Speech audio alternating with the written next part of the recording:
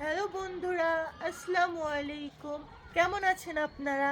আজ আমি আপনাদের মাঝে এসেছি 5টি উপদেশ নিয়ে, যে 5টি উপদেশ মাওলানা রুমি বলে গিয়েছেন।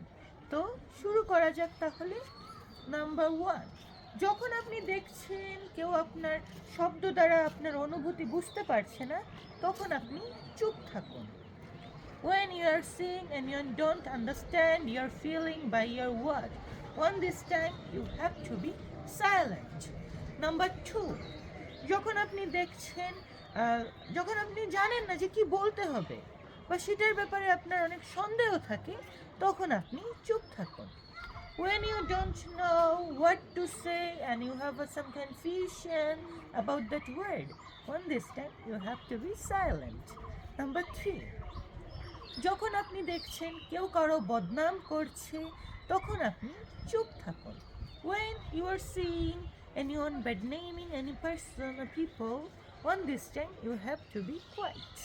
Number 4, যখন আপনি দেখছেন কেউ অনেক রাগান্বিত হয়ে চিৎকার চেঁচামেচি করছে, তখন আপনি চুপ থাকুন।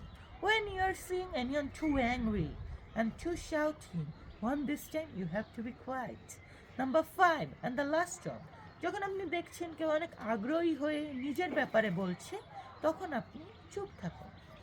When you are seeing anyone too excitedly saying herself, on this time you have to be silent. That's all about my today's video. Bye bye.